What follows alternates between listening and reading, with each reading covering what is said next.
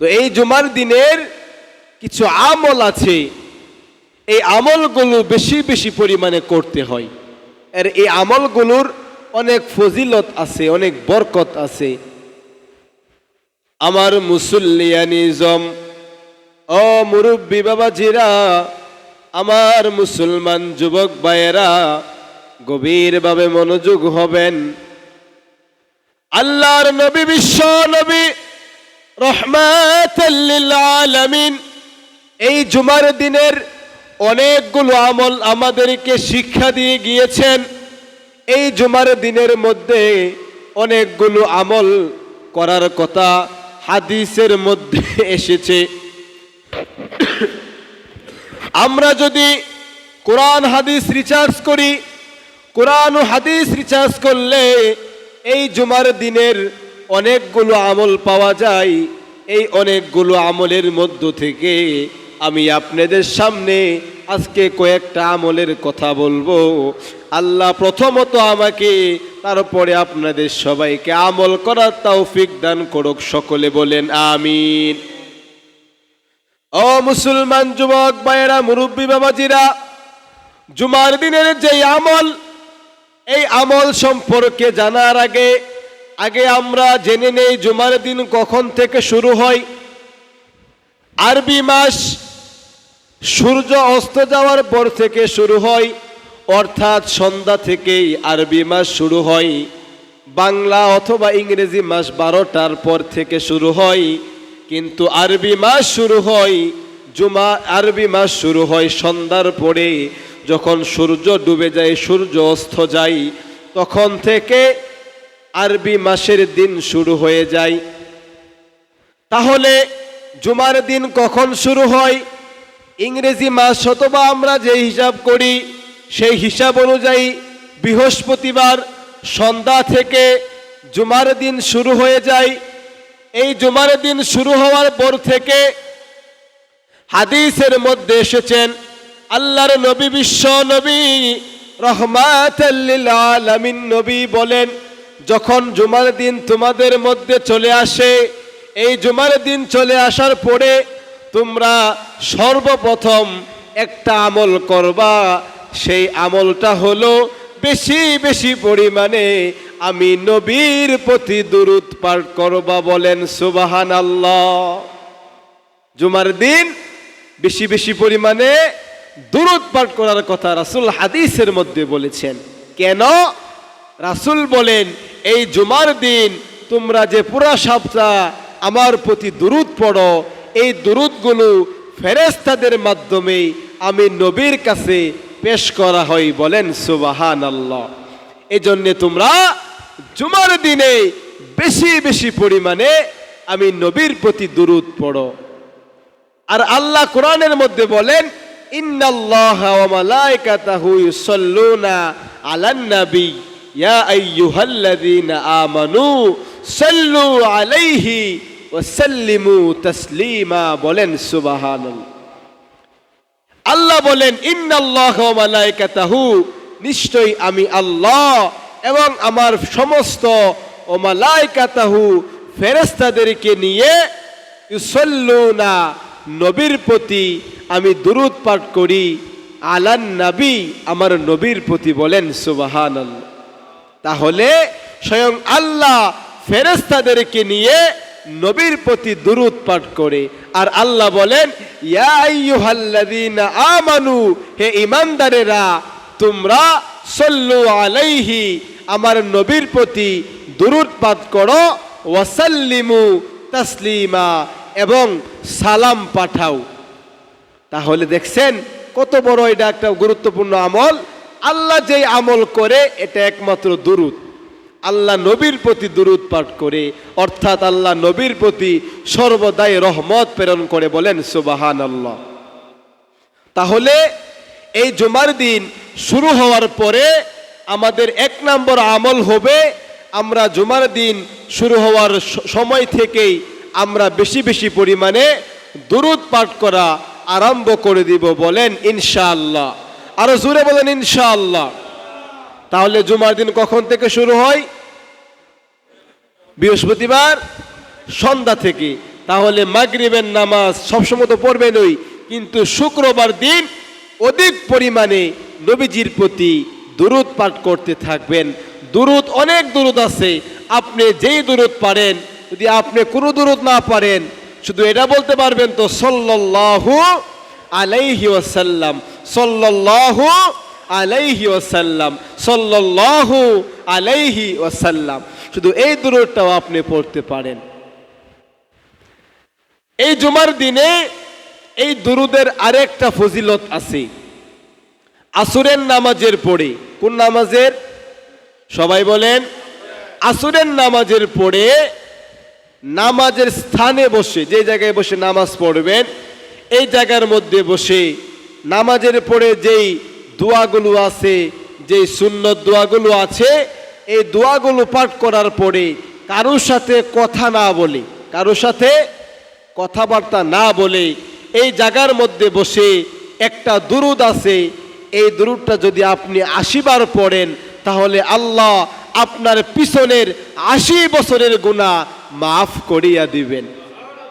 এত আস্তে, আর একটু জোরে কোন সুবহানাল্লাহ। 80 বছরের গুনাহ মাফ হইব 80 বার দুরূদে, এটা কি ফজিলতের কথা না? এখন আসুন, শুধু 80 বছরের গুনাহ মাফ হবে তাই না, হাদিসের মধ্যে আরো এসেছে যে ওই বান্দার আমল নামার মধ্যে 80 লক্ষ নেকি লেখা হবে। বলেন সুবহানাল্লাহ। তাহলে 80 বার যে ব্যক্তি দুরূদ পড়বে ওই বান্দার আমল নামায় 80 বছরের গুনাহ মাফ এবং 80 লক্ষ নেকি লেখা হয়। কোন সুবহানাল্লাহ। ওই দুরূদটা হলো, আমার সাথে সবাই বলবেন, আল্লাহুম্মা সাল্লি আলা সাইয়্যিদিনা মুহাম্মাদিন নাবিয়্যিল উম্মিয়্যি ওয়া আলা আলিহি ওয়া সাল্লিম তাসলিমা।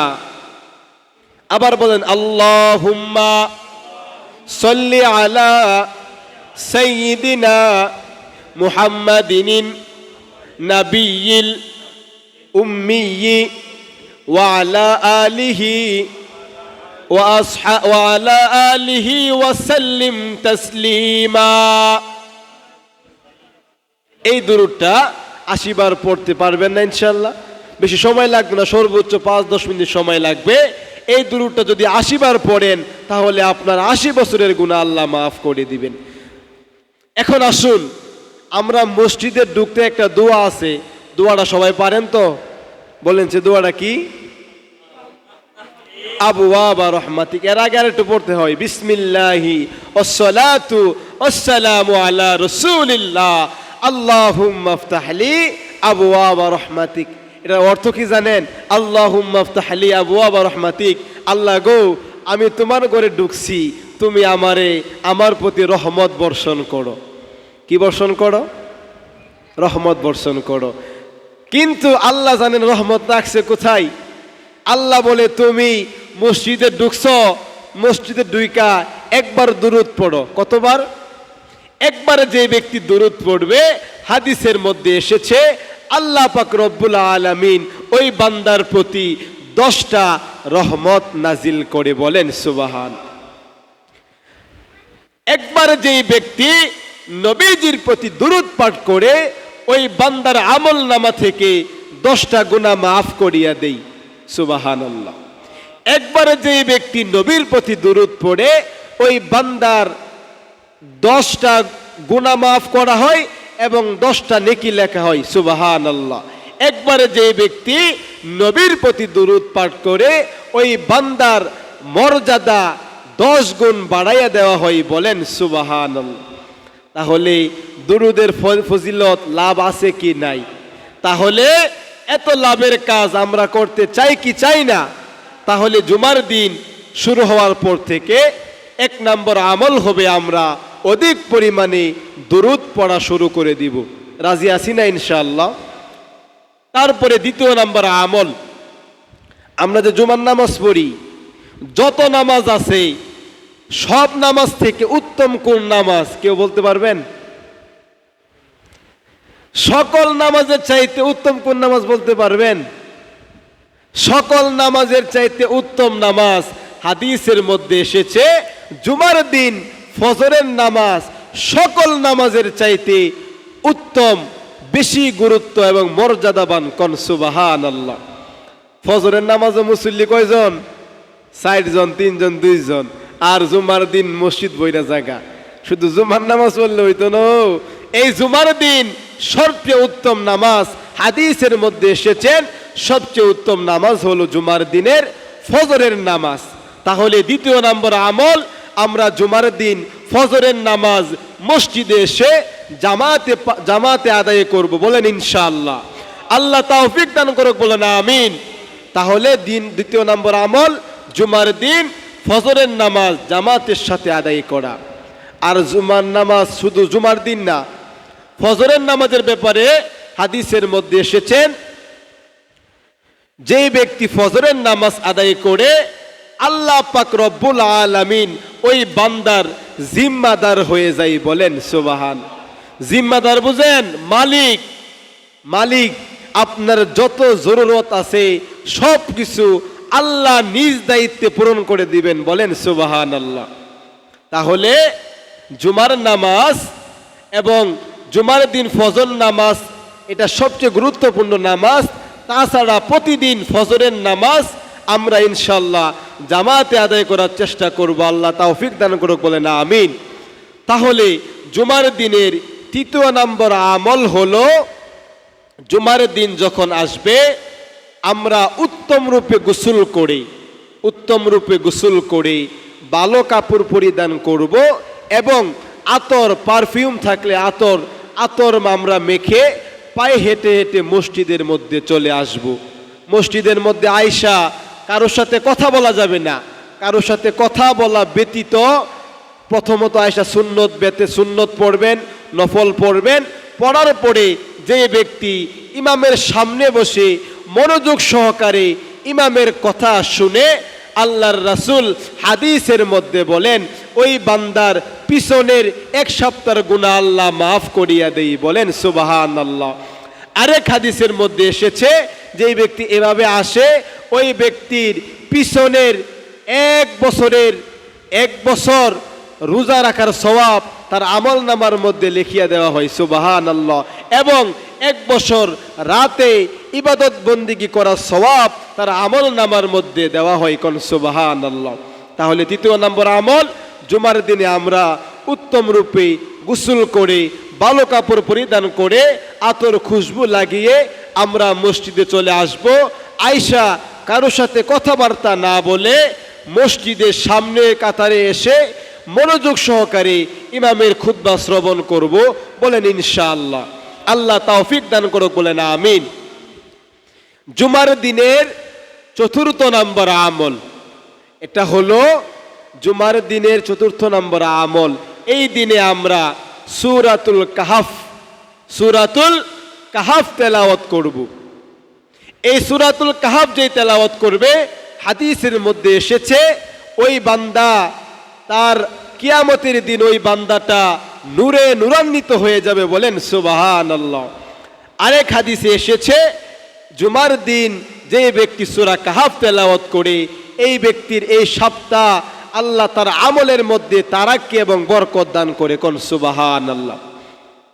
এই কাহাফ সূরার প্রথম 10 আয়াত যে ব্যক্তি জুমার দিন পাঠ করবে, তেলাওয়াত করবে, আল্লাহর রাসূল হাদিসের মধ্যে বলেন ওই বান্দাকে আল্লাহ তাআলা দাজ্জালের ফিতনা থেকে হেফাজত করবে। বলেন সুবহানাল্লাহ। দাজ্জাল আসবে। দাজ্জালের ফিতনা পৃথিবীর সবচেয়ে বড় ফিতনা হলো দাজ্জালের ফিতনা। এই দাজ্জাল দুনিয়ার মধ্যে আসবে, এটা সত্য, কুরআন এবং হাদিস দ্বারা এটা প্রমাণিত। এই দাজ্জাল কেমন হবে? দাজ্জালের অনেক ক্ষমতা থাকবে। দাজ্জালের এক হাতে থাকবে জান্নাত, এক হাতে জাহান্নাম। একটা লোক মারা গেছে, ওই মৃত ব্যক্তিকে জীবিত করার ক্ষমতা দাজ্জালকে আল্লাহ দিয়েছে।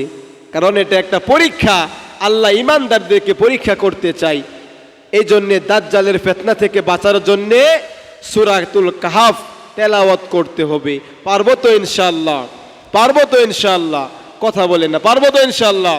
ওই মাহাদির শূন্যরা গর্জে উঠো, শহীদ তামান্না বুকে নিয়ে। সুফিয়ানা মতবাদ রুখতে হলে এখন থেকে থাকো তৈরি হয়ে। আসবে এই মহাকাল, রুখতে হবে দাজ্জাল। আসবে এই মহাকাল, রুখতে হবে দাজ্জাল। কি বলেন, ঠিক কি না? যার এক হাতে থাকবে জান্নাত, এক হাতে থাকবে জাহান্নাম। মানুষকে বলবে ডেকে ডেকে, আমি তো তোমাদের খুদা মহান। কন্যা নাউজুবিল্লাহ। যার এক হাতে থাকবে জান্নাত, এক হাতে থাকবে জাহান্নাম। মানুষকে বলবে ডেকে ডেকে, আমি তো তোমাদের খুদা মহান।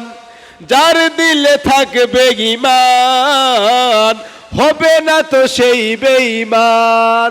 মুমিন বলবে ডেকে বুকে, ঈমান নিয়ে নিশ্চিত তুই দাজ্জাল। আসবে এই মহাকাল, রুখতে হবে দাজ্জাল। কি বলেন, ঠিক কি না? এই দাজ্জালের হাত থেকে বাঁচতে হইলে জুমার দিন সূরাতুল কাহাফ তেলাওয়াত করতে হবে। পারবো তো ইনশাআল্লাহ? তাহলে এটা হলো 4র্থ নম্বর আমল। এই জুমার দিনের 5ম নম্বর আমল সবচেয়ে গুরুত্বপূর্ণ একটা আমল। বলবো? ঘুমায় যাক আপনারা। ঘুমে গেলে কথা বলছে। জুমার দিনের সবচেয়ে গুরুত্বপূর্ণ একটা আমল, এটা হলো হাদিসের মধ্যে রাসূল বলেন, জুমার দিনে এমন একটা সময় আছে যেই সময় আপনি আল্লাহর কাছে দোয়া করলে দোয়া কবুল। সুবহানাল্লাহ। কোনা আরে কবরস্থানের কথা কই না, কি এটা মানুষের কানা? কিছু কই না আপনারা? আল্লাহর কাছে দোয়া করলে কবুল হইব, এটা কি খুশির ব্যাপার না? খুশি হইলে সুবহানাল্লাহ কেমন লাগে না? নাকি সুবহানাল্লাহ রাগ করছেন? তো জোরে কোন সুবহানাল্লাহ, আরো জোরে সুবহানাল্লাহ। তাইলে শুক্রবার দিন একটা সময় আছে যেই সময় আল্লাহর কাছে আপনি হাত তুলতে দেরি, রাসূল বলেন আপনার দোয়া আল্লাহ কবুল করতে দেরি করে না। সুবহানাল্লাহ। কত কষ্ট আমরা করি, কত বিপদ আমাদের আছে, আল্লাহর কাছে চাই না, খালি চেষ্টা করি। একদিন যদি মনে করেন এই ক্ষেতটা মইরা জায়গা, ক্ষেতে কোনো সমস্যা হইলে কি বহাটা আল্লাহরে বহে, খালি আল্লাহ আমারই দেখে, আর একবার যে কিছুই তা দেখে না। কিন্তু আল্লাহর কাছে চাইতে হয়। আল্লাহ বলে, ইয়া আইয়ুহাল্লাযীনা আমানুস্তাঈনু বিস-সাবরি ওয়াস-সালাহ। যখন তোমাদের বিপদ আসবে তোমরা ধৈর্যের সাথে নামাজের মাধ্যমে আমি আল্লাহর কাছে চাও, আমি আল্লাহর কাছে প্রার্থনা করো, আমি আল্লাহ তোমাদেরকে তার ব্যবস্থা করে দিব। কোন সুবহানাল্লাহ। তো যেই কথা বলতেছিলাম, জুমার দিন এমন একটা সময় আছে যে সময় আল্লাহর কাছে যা চাবেন আল্লাহ তাই দিবে। কিন্তু সময়টা কখন, এটা হাদিসের মধ্যে স্পষ্ট বলা নেই, স্পষ্ট বলা নেই। তবে এই হাদিসটার ব্যাখ্যা করে বিভিন্ন সাহাবায়ে কেরাম এবং বড় বড় ইমামগণ, মুস্তাহিদগণ, হাদিসের পণ্ডিতগণ এই সময়টাকে বের করেছেন। এটা হলো আসরের পরে সূর্য ডুবার যে আগ মুহূর্তটা আছে ওই সময়টা। কোন সময়? আসরের পর থেকে আপনার সূর্য ডুবার আগ পর্যন্ত যে সময়টা আছে ওই সময়টাতে আপনি আল্লাহর কাছে যা চাবেন, আপনার বিপদ আল্লাহর কাছে চান। সন্তান নাই, বাবার কাছে না চাইয়া, মাজারও না যাইয়া আল্লাহর কাছে চান। বিপদে আছেন, আল্লাহর কাছে চান। ক্ষেত খামারিতে উন্নতি নাই, আল্লাহর কাছে চান। সন্তান অসুস্থ, আল্লাহর কাছে চান। নিজে অসুস্থ, আল্লাহর কাছে চান। সংসারে অভাব, আল্লাহর কাছে চান। তারপরে কামাই রুজিতে বরকত নাই, আল্লাহর কাছে চান। যত প্রকারের বিপদ আছে, যত প্রকারের সমস্যা আছে, সমস্যাগুলোর কথা আসরের নামাজের পরে সূর্য ডুবার আগ মুহূর্তে দুইটা হাত আল্লাহর কাছে বাড়াইয়া একবারে আকুতি মিনতি করে আল্লাহর কাছে হাত বাড়াইয়া দেন। বিশ্বাসের সাথে যদি আল্লাহর কাছে আপনি হাত বাড়াইতে পারেন, কসম আল্লাহর, কসম আল্লাহর, কসম আল্লাহর, আল্লাহ আপনার মনের আশা আল্লাহ আপনার মনের বাসনা, আল্লাহ আপনার দোয়া কবুল করবেই করবেই করবেই, বলেন সুবহানাল্লাহ। তাহলে বিপদ হইলে আমরা একজনের কাছে চাইব, বলুন তো তিনি কে? তাহলে জুমার দিনের ৫ম নম্বর আমল, আমরা এই দিনে সব সময় দোয়া করব, তবে বেশি গুরুত্ব দিব আসরের পর থেকে সূর্য ডোবার আগ পর্যন্ত এই সময়টা। রাজি আছি তো ইনশাআল্লাহ? আল্লাহ তৌফিক দান করুক, সকলে বলি আমিন। তাহলে কয়টা আমলের কথা বললাম? কয়টা আমলের কথা বললাম? 5টা, মনে থাকবে। 1 নাম্বার বেশি পরিমাণে দুরূদ পাঠ করা। 2 নাম্বার ফজরের নামাজ জামাতে পড়া। 3 নাম্বার জুমার দিন আগে আগে মসজিদে চলে আসা। 4 নাম্বার জুমার দিনে সূরাতুল কাহাফ তেলাওয়াত করা। 5ম নাম্বার এই জুমার দিনে বেশি বেশি করে আসরের পরে আল্লাহর কাছে দোয়া করা। এই 5টা আমল করতে আমরা রাজি আছি তো ইনশাআল্লাহ? কারা কারা রাজি আছি 2টা হাত তুলে আল্লাহরে দেখাই। আল্লাহ যেন কবুল করে, সকলে বলি আমিন। ওয়া আখিরু দাওয়ানা আনিল হামদুলিল্লাহি রাব্বিল আলামিন।